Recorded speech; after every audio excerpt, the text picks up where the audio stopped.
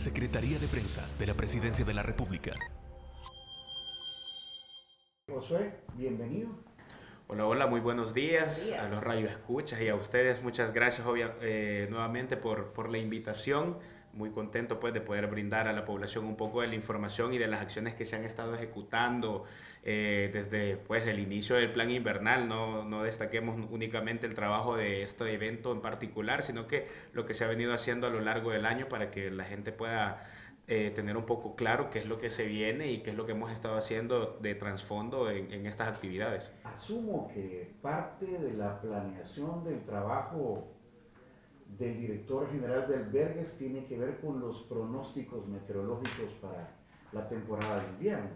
Sí, efectivamente, digamos que el trabajo principal de la dirección es estar atentos ante cualquier eventualidad. Nosotros siempre nos pasamos de datos científicos por parte de medio ambiente, hay reuniones bien constantes de parte de Protección Civil juntamente con ellos y nosotros que formamos parte del sistema también es de interés personal y propio de la dirección poder estar al tanto de cuáles son los pronósticos que se tienen. ¿Y qué hemos vivido hasta el momento y qué se espera?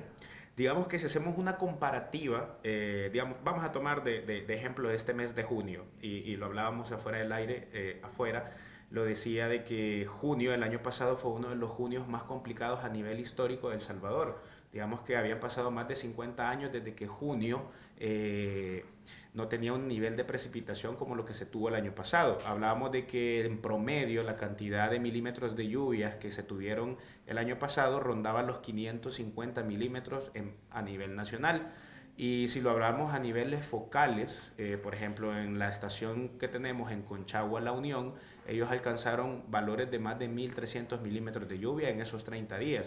Ahora, si lo referimos a cómo está el mes de junio este año, eh, el promedio que se tiene hasta la fecha es aproximadamente de unos 200 a 220 milímetros de lluvia a nivel nacional y el pico más alto dentro de las estaciones meteorológicas que tenemos a nivel nacional es también efectivamente en el sector de Conchagua con aproximadamente 550 milímetros de lluvia. Estamos hablando de un 40-45% con relación a lo que había llovido el año pasado. Entonces, otro dato que podemos tener para poder hacer como una comparativa de cómo vamos con las lluvias del año pasado a esta fecha, o quizás aproximadamente como al 20-25 de junio, ya teníamos 4.000 personas albergadas. Hoy a la fecha tenemos aproximadamente 115 personas albergadas.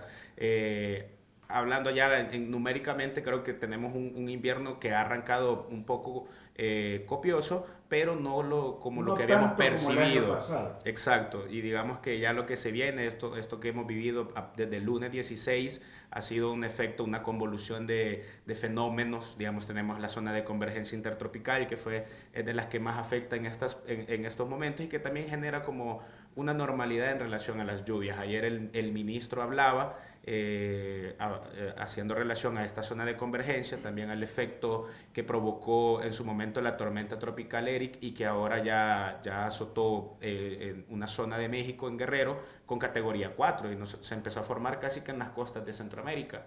Entonces, eso también generó y jaló nubosidad, aparte de una nubosidad que viene del este, que también está afectando y está generando que hayan precipitaciones a lo largo del país.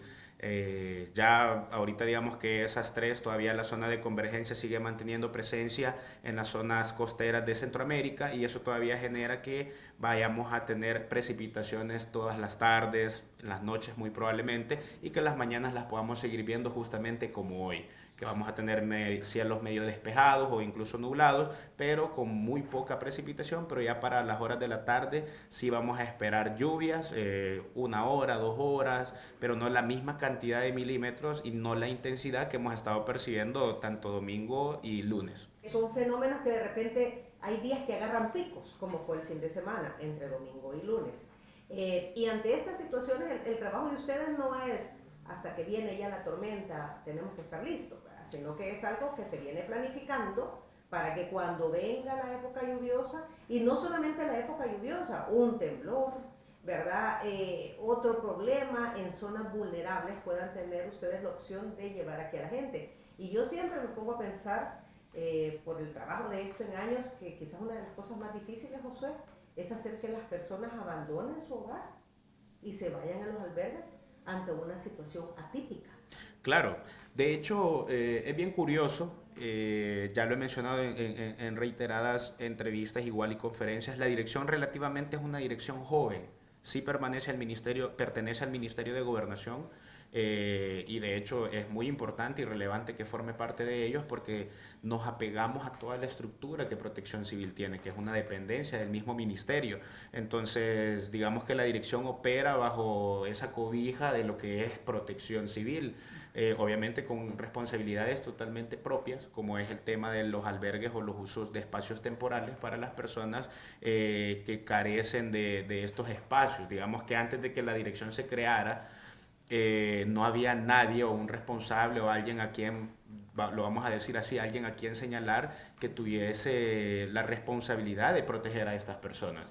Se crea la dirección en el 2021 producto de los eventos que se dieron en el 2020 con el tema del COVID y también las lluvias que se tuvieron, ETA y IOTA, creo, si no Me mal acuerdo, recuerdo. sí, que fueron Entonces, intensas, ¿sí? de cierta manera, el gobierno trabajó para poder dar esa asistencia social a las familias que se vieron afectadas tanto en COVID como también con las lluvias, y ahí es donde se nota la gran necesidad de tener una figura que vele por eso. Entonces se crea la dirección en abril del 21 y sobre ahí la puesta en marcha no se ha detenido. Ese primer año cerramos con 14 albergues a nivel nacional. Y ahora Hay 180 albergues que se están preequipando, digamos que ya 170 fue con lo que cerramos el año pasado, de los cuales desde el principio de año, y ahí es donde entramos un poco en materia, digamos que el plan invierno en realidad se va ejecutando en dos etapas. Digamos que la primera etapa del plan invierno es prevención y mitigación. Entonces, ahí es donde entra la dirección de albergues principalmente, porque en el tema preventivo es donde nosotros arrancamos con nuestros planes previos a la época invernal, donde andamos haciendo las revisiones en cada uno de los espacios. Digamos que de los 170 albergues, un ejemplo, que se tenían para el año pasado, se ocuparon 122. Entonces cerramos el año con una gran cantidad de albergues que estuvieron en uso. ¿Qué quiere decir esto? Que al siguiente año, o sea, ahorita en la actualidad, los equipos se tuvieron que desplegar nuevamente a nivel nacional, ir a hacer revisión de albergue por albergue, y como hay muchos insumos que son de consumo y hay otros insumos que son para el uso propio del espacio, teníamos que ir haciendo ese refileo, o sea, teníamos que refilar, teníamos que ver si habían 40 catres, donde es capacidad para 80 personas, teníamos que ver que estuvieran las 80 colchonetas en un buen estado, o sea, nuevas, que hubieran sus frazadas, sus almohadas, tener todo lo necesario para poder hacer la instalación de las personas ahí. Y posterior nosotros también hacemos todos estos procesos de compra, hacemos todo el análisis para determinar como cuánto sería la demanda anual que tendríamos, porque también tenemos que elaborar kit de higiene personal, no son kits generalizados, tenemos kit de mujer, tenemos kit de hombres, tenemos kit de infantes, tenemos kit de bebés. Entonces hay muchas cosas que a lo largo de enero a junio, que es ahorita cuando hemos estado percibiendo más lluvia, la dirección se ha preparado en todo eso. Tenemos contratos de transporte para movilizar a las personas que se vayan a albergar, que requieran movilizarse desde la zona rural hacia el albergue que vayamos a disponer, contratos con cobertura de alimentación a nivel nacional, con los 3 tiempos de comida, y esto es totalmente para todo el año, porque si bien es cierto, los albergues son temporales, pero el tiempo que se va a permanecer activo lo determinan las autoridades. Y si hay un evento que va a durar 1, 2, 3 meses, como puede durar 5 días, nosotros tenemos que estar preparados con la capacidad de responder todo el tiempo que necesitemos. También, de hecho, dentro de los planes de contingencia que la dirección tiene, y es algo que a veces venimos hablando, vemos que la dirección quizás tiene su relevancia más grande en el tema del invierno. Digamos que Claro. nosotros como país sí somos el Valle de las Hamacas, estamos en una zona geográficamente bastante crítica en relación al tema de los sismos, pero digamos que vamos sobreviviendo, ya nuestro diseño, ya nuestro país ya más o menos sabe cómo actuamos a eso, pero aparte nuestros planes de contingencia están determinados para atender un caso de sismos, también como un caso de inundación, un caso de deslizamiento, así como también Si una familia pierde su hogar porque tuvo un incendio y no tiene dónde retornar o dónde vivir temporalmente mientras se le da una solución, nosotros también los podemos albergar. Te hacía la pregunta de Ana Verónica sobre lo difícil que es hacer entender a alguien que tiene que dejar su casa. Y yo me pongo en los zapatos o sea, si me dicen que yo me tengo que ir de mi casa, yo no voy a querer, pues. Es complicado. Yo siempre me recuerdo del 2023, en octubre, que fue cuando tuvimos uno de los eventos también más grandes a nivel de dirección, que fue la tormenta, no recuerdo el nombre de la tormenta, pero fue uno de los eventos fuertes en octubre del 23. Llegamos a tener casi 5.000 albergados esa vez. Me sorprendió que antes de que la tormenta, o casi creo que fue como huracán que llegó, previo a la llegada o tocar tierra en la zona oriente del país, ya habíamos... Tormenta tropical Pilar. Pilar, gracias. Vaya, con esa tormenta ya habíamos albergado a más de 1.000 personas antes de que comenzara a llover.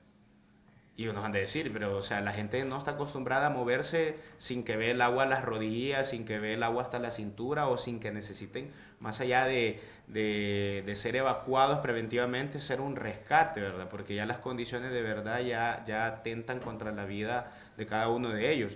Ha sido un trabajo fuerte, grande, digamos que, y lo traigo desde el tiempo en que fue creada la dirección. Nadie creía en la dirección en el 2021. A pesar de ello, tuvimos albergues y se habilitaron en su momento. Es que siempre a ver, yo no quisiera utilizar la palabra improvisar, Josué, pero no había una infraestructura montada para los albergues antes de esta dirección. Es correcto. ¿Verdad? Sino que siempre se llevaban como al centro escolar, ¿verdad? Y en ese momento se llevaban las colchonetas, en ese momento se llevaba el personal de salud, se contrataba quien llevara alimentos, se estaban armando los kits. Me acuerdo que la empresa privada colaboraba en eso, en armar los kits allá en la feria internacional, en los pabellones de la feria. El ejército era el que... El ejército era el que movía a la gente. Ajá. O sea, por eso te decía, no quisiera usar la palabra improvisación, sino que el plan era manejado de esa manera. Se activaba y se desactivaba. Ahora no, ahora hay una infraestructura montada.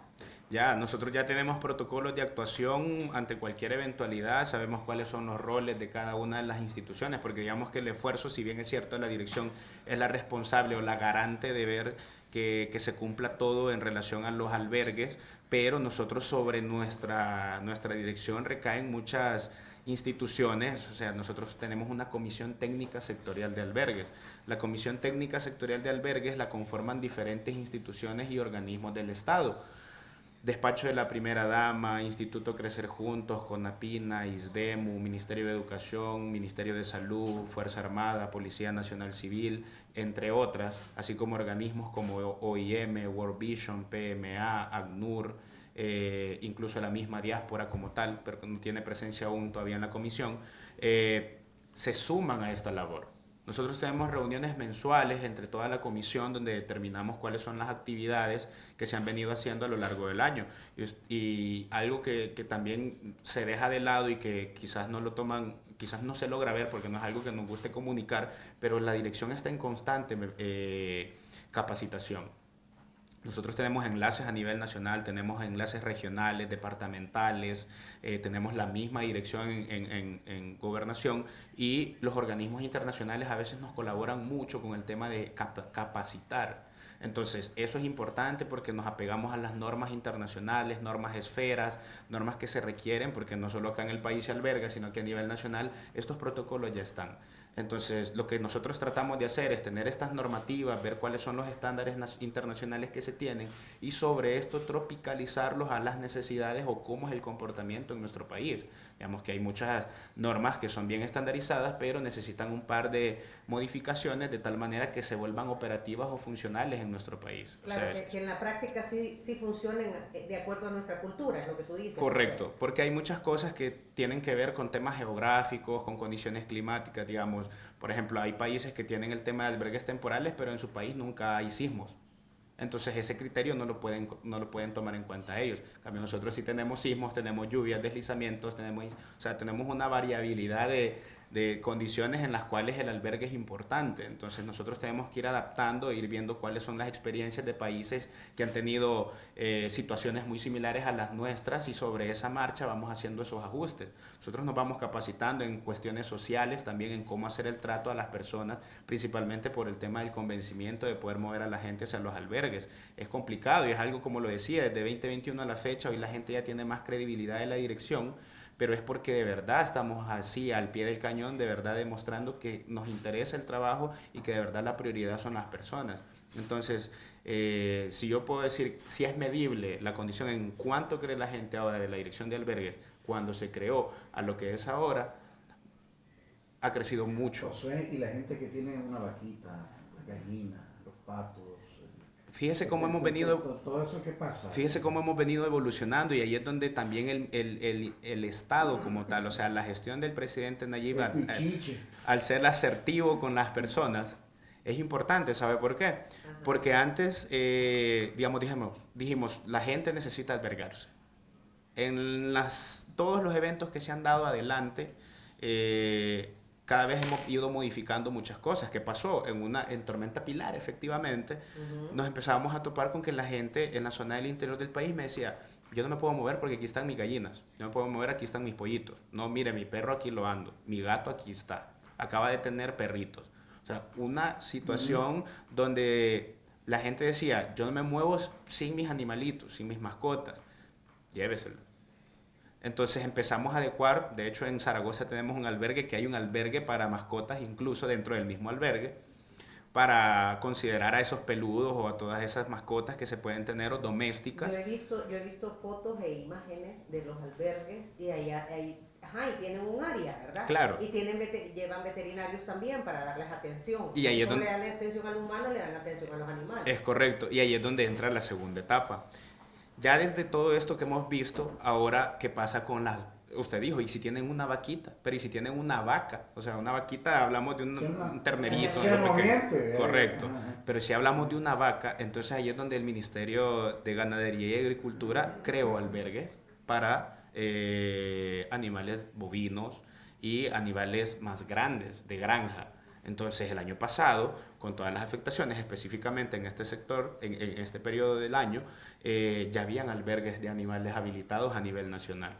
Entonces, vamos haciendo o articulando según las responsabilidades de quién, y ya sabemos que si hay gente ganadera, hay gente en las zonas del interior del país, que su limitante es decir, que no se va a mover porque puede que su ganado sufra accidentes, que se ahoguen, que pase esto o que pase lo otro, ya el MAC también tiene una solución para ellos. O sea, les estamos agotando todas las excusas que puedan tener para que de verdad se puedan mover, porque nuestra prioridad es salvar la vida de las personas sobre todo.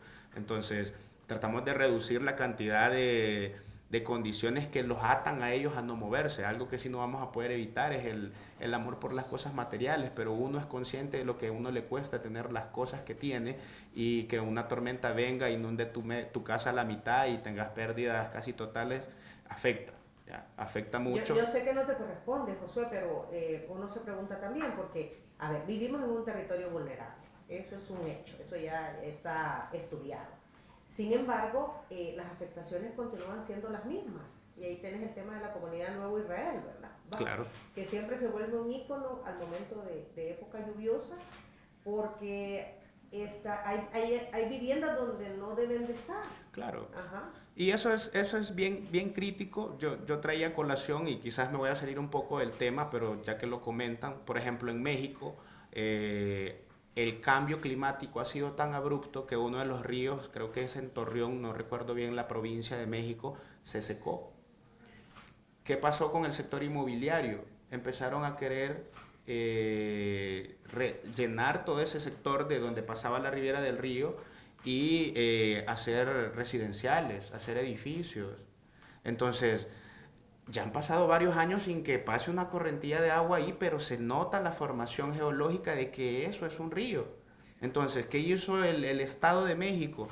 Declaró reserva natural ese sector para que no lo fueran a hacer inmobiliario. Ajá, lugar de vivienda. ¿Qué pasa? Porque no aplica. La mayoría, y un ejemplo, la Nueva Israel. La Nueva Israel probablemente, si usted busca los planos o mapas de aquí a 100, 200, 300 o 400 años de cómo era el país, probablemente todo ese tramo donde ahora son residenciales o donde ahora hay casas o asentamientos de población, ahí pasaba el río. ¿Qué pasa? Cuando vuelven las crecidas, cuando el río toma nuevamente el nivel que tiene, él va a retomar sus tierras. Entonces es lo que pasa y es mucho de los problemas que hay. Hay muchos asentamientos poblacionales que están donde no deberían de estar. Y eso no se va a cambiar de un año a otro ni de la noche a la mañana porque lleva su tiempo poder buscar. No vamos a mover a unas personas de un lugar para mandarlos al lodo o a otra situación un poco más complicada, ¿verdad?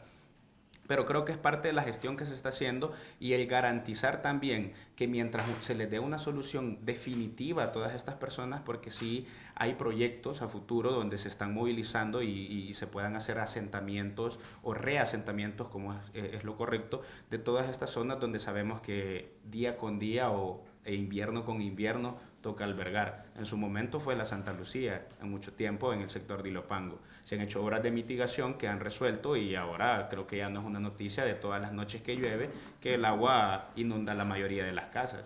Josué, tú decías que ahora la gente aprecia más el tema de irse para un albergue y tú has comentado parte de los servicios que la gente pues tiene ahí, ¿verdad? Tiene donde dormir, tiene alimentación.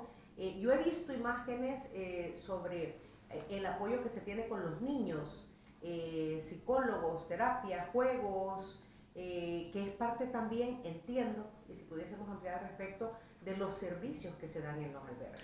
Claro, ya cuando entramos en materia con respecto a la administración del albergue, pero ya de un albergue activo, ya con personas o familias, ya es un protocolo de actuación interinstitucional bastante bonito y bastante grande.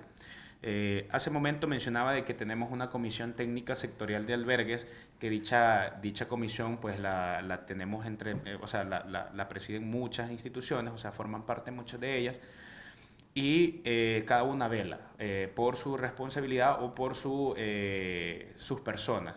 Vamos a hablarlo un poco más claro. El ISDEMU, que es el instituto que vela por el tema de la mujer, cuando hay un albergue activo, ellos llegan y hacen censo de todas las mujeres que hay, sobre las condiciones que ellas tienen, y levantan una ficha o un expediente sobre cada una de estas. En el caso de los niños es igual. Ahora con todas las gestiones y todos los beneficios que ha estado dando el gobierno desde el despacho de la primera dama, el Instituto de Crecer Juntos, el Consejo de la Niñez, todos estos se han sumado con sus agendas y se han posicionado fuertemente en los albergues, porque están priorizando bastante la niñez.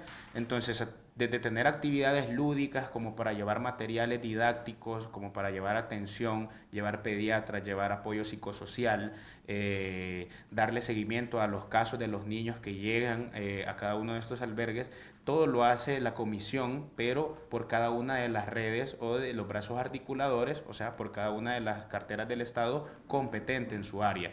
Entonces eso es bueno notar cuando tenemos un albergue, ver hasta 5, 6, 7 instituciones en simultáneo trabajando para la población que está albergada en ese albergue, valga la redundancia, y es donde generamos todas estas actividades. Aparte de, digamos que la dirección de albergues administra, brinda todas las necesidades que se tienen, pero ya cada institución incluso va destinando dentro de su presupuesto anual un porcentaje específicamente para dar todas estas atenciones en los albergues. Y eso habla muy bien también de la gestión, no solamente de la dirección, sino que también ya es una cuestión de previsión que tienen cada una de estas instituciones. Cada institución tiene su presupuesto para esa atención. Correcto, incluso ellos tienen sus mismos planes y es por eso que las reuniones mensuales que se tienen de la comisión son para ello, para saber y decir entre cada una de las instituciones cómo nos vamos a preparar para atender a las personas y tener toda la capacidad instalada para poder darles tanto los suministros o cumplirles con sus necesidades y también ese apoyo social o psicosocial que requieren. Es bien difícil y digamos a nosotros nos hemos topado con situaciones, digamos que la gente a veces puede pensar que la gente ahora se mueve solo porque ve que está lloviendo el temporal y todo, y ellos deciden solo por ir a comer comidita caliente y estar ahí abrigados sin ningún problema. No, o sea, nosotros hemos tenido que mover gente a los albergues donde en una hora o media hora antes de que ellos se muevan, perdieron a sus padres, perdieron a su mamá, perdieron a un familiar, se lo llevó la correntada, quedó en una luz de tierra y se tienen que ir al albergue. Entonces, ¿cómo tratas a una persona que llega en shock, que llega en una situación, o sea, crítica en ese criterio de decir, acabo de venirme a un albergue, acabo de perder a mi papá, quedó soterrado allá? ¿Cómo lo tratamos? Entonces ahí es donde entra la relevancia de cada una de estas instituciones y donde damos esa asistencia.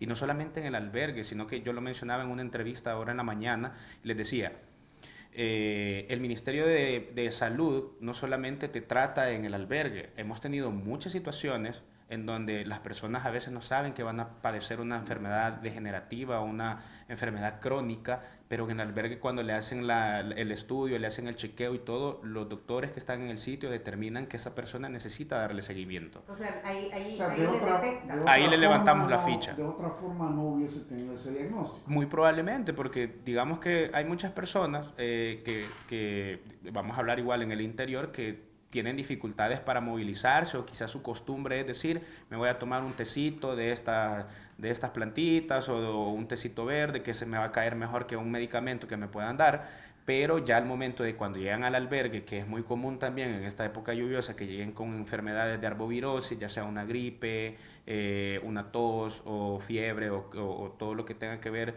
con estas enfermedades gripales, a veces también se tienen que tratar en su momento, porque si no vamos a generar que todas las personas que se alberguen ahí a los 3, 4 días van a estar enfermos todos. De gripe, ajá, Nos pasó en el COVID, no tuvimos casos de que se hubieran contagiado algo, porque íbamos saliendo básicamente de esa transición, pero cuando teníamos albergues en la temporada donde habían muchas restricciones en relación a cómo se manejó el COVID posterior a la emergencia, nosotros teníamos que tener albergue, los catres a 3 metros de distancia entre ellos. O sea, el hacinamiento no era algo más que aceptable y todavía no lo sigue siendo, pero todavía disponíamos de espacios más grandes. Por ejemplo, un albergue que ahora actualmente tiene capacidad para 100 personas, en esa época lo limitábamos a 50 personas. Entonces, íbamos mediando con todas esas medidas de salubridad o que también dictaminaba el Ministerio de Salud y que hoy por hoy él es muy importante. De hecho, es casi que el que apertura juntamente con nosotros el albergue, porque lo que primero hacemos es revisar a las personas en las condiciones que llegan y sobre eso hacer el censo para saber con cuántas personas vamos a estar trabajando en el albergue. ¿Y quién decide en qué momento dejan el albergue?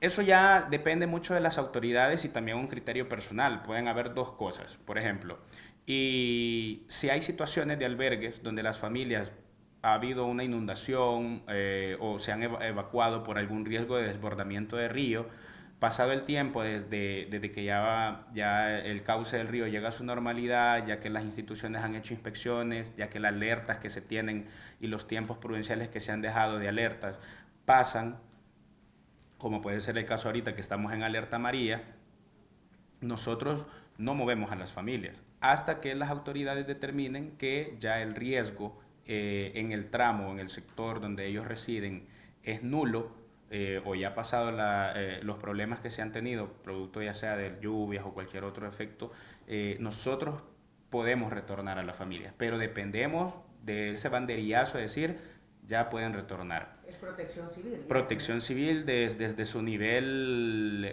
departamental o incluso a nivel ya más general, porque como nos basamos de datos emitidos tanto por medio ambiente y así como hacer todo el diagnóstico y poder verificar cuáles van a ser las condiciones de clima en esos días, ya podemos decir, vaya, por ejemplo, ahorita hasta que Luis Alonso dice, sí, ya pueden regresar. Él es el que manda ahí. Tengo una curiosidad, yo sé que el tema de los fenómenos naturales se pueden dar en cualquier parte, de cierta forma, intensidad, qué sé yo. Pero en las estadísticas, en los albergues llega más gente de zonas urbanas o de zonas rurales. Zona rural. Zona rural. En zona rural, digamos que en las zonas urbanas es bien evidente ver cuáles son las comunidades, colonias que tienen cierta problemática, porque digamos, sabemos que la colonia médica que se inundan las calles o la red vial, sí afecta en ciertas viviendas, pero ahí nunca generamos evacuaciones, ¿ya? Pero cuando nos vamos a las rivieras de los ríos, a las desembocaduras, donde sabemos que hay asentamientos poblacionales a los costados del río, cuando un río se desborda, pasa llevándose comunidades completas y las inunda, Podemos hablar de Usulután, que cuando el río Grande de San Miguel o el río Lempa, incluso en el sector de Tecoluca, sobrepasa las bordas y genera inundaciones que pueden durar hasta 10, 15, 20 días, porque el nivel No baja. es como el suelo está saturado y sobre eso tenés que esperar a que pueda ir disminuyendo el nivel freático del agua para que esta pueda ir reduciéndose. O sea, hay familias que pasan días, semanas en los albergues, incluso meses, para después poderlos retornar porque ya la condición ya bajó. Pero la mayoría de albergues sí del interior. Esa gente ya tiene, digamos, que todos los años va a ser casi que. De hecho, sí, pero incluso ellos buscan soluciones propias. Nosotros en las inspecciones que hemos hecho en territorio hemos llegado a lugares bastante críticos que hasta con lancha ha tocado llegar. Tenemos albergues incluso en Manguera del Golfo, que es en la isla, y nosotros también hemos llevado con la naval catres, camarotes, catres, colchonetas, todos los insumos. Hemos montado 2 albergues en la isla porque digamos que cuando azota el tema de las lluvias y todo, la gente que vive en el área limítrofe se afectan. Entonces los movemos al centro de la isla donde está el albergue y ellos ya pueden pasar albergados. Lo mismo ha pasado con muchas zonas en Usulután, donde hemos llegado a lugares críticos y ellos incluso han construido en altura. O sea, cuando tú llegas y ves las viviendas, Sí, sí. tienes que subir una pendiente, ves una estructura de madera rústica y sobre la estructura que está 1 o 2 metros arriba está la vivienda. Y uno se pregunta, ¿y por qué hacen las casas así? Cuando se inunda es cuando entra en función eso. Muchas de las familias ya hacen sus hogares de esa manera. Incluso hemos llegado a ver en otras viviendas donde la gente hace un sistema de poleas dentro de su misma vivienda. Y el sistema de poleas les sirve para que cuando se inunda la casa ellos puedan subir ya sea el chinero, la cama, la tele y elevarla y dejarla suspendida en el aire hasta que el nivel del agua de su vivienda baje. Ese tipo de personas son las que son más difíciles de mover de las casas. Eso se llama resiliencia. Es correcto. Ajá, o sea, la contemplación de la naturaleza, la experiencia de la vida, y entonces ya tienen este sistema de polea. Es primera vez que lo escucho. No, y nosotros lo hemos visto en presente, pues, o sea, hemos notado, hay gente que se las ha ingeniado en el interior del país y eso creo que habla también de cuántos años pasaron para que alguien ya se pusiera el chaleco y dijera, no, aquí momento, los vamos a ayudar independientemente estén allá en la isla. Nos ha tocado incluso, o sea, lo más común que pasa en esos sectores es que todos los pozos de agua dulce se salinizan, se contaminan. Entonces, con eso llegamos a apoyar con el tema de hidratación de parte del gobierno, llegamos a apoyarlos, censamos, damos toda esta gestión y de alguna manera estamos generando ese efecto social también para que vean que los vamos a respaldar, cual sea su decisión, pero que cuando en algún momento también eso llegue a sobrepasarse, ellos tienen que apoyarnos en priorizar su vida y movernos con nosotros. Hay muchas cosas que hemos ido tratando y es como hemos ido cambiando y por eso podemos decir que hoy por hoy ya la dirección ya tiene un poco más de crecimiento y también ya es un poco más respetable en ese sentido porque sí tratamos de dar lo mejor siempre, pues, y aparte de que no solo es la dirección, funcionamos casi que todo el estado, es una logística bastante grande. Y hay una infraestructura, ¿verdad? Hay una logística, hay un plan de trabajo que se activa en estos como momentos como este. Muchísimas gracias, Josué, por haber aceptado nuestra invitación, ¿verdad? Creo que hemos tenido nueva información sobre todo lo que se hace desde la Dirección General de Albergues. Y ojalá que sea un año no tan catastrófico, ¿verdad? En cuanto a las inclemencias del tiempo. No, la verdad es que para el bien de todos igual esperemos que sea un invierno bastante controlado. Revisando la información se espera que sea un 70% Ayer tembló. un albergue. Sí, fue fuerte y fuerte. Ajá. Preparándome para irme a la entrevista estaba cuando tembló. Bueno, esa es otra cosa, está lloviendo, la tierra está floja y tiembla. Sí, de hecho en la mayoría de lugares donde hemos tenido, digamos que deslizamientos o micro deslizamientos, donde han cedido árboles obstruyendo vías, ayer pasó uno en Jucuarán, en el sector de Usulután, minutos después del sismo. Entonces, es de tener cuidado, más en las zonas donde sabemos que pueden haber deslizamientos de ladera, ahorita con tema del suelo saturado, que está bastante húmedo y tiene bastante carga de humedad, más los sismos son bien propensos a deslizarse. Así que para la población que esté atenta a las indicaciones que podamos estar dando a través de todos los medios oficiales y también a los espacios que ustedes amablemente nos brindan para que puedan estar de primera mano sabiendo, puedan darse cuenta de lo que podemos estar haciendo o las medidas que vayan a poder tomar para poder hacer caso sobre todas estas acciones, pues, y que no podamos evitar tragedias cuando tengamos tiempo. Muy bien. Gracias, Josué. Gracias. No, gracias a ustedes. Secretaría de Prensa de la Presidencia de la República.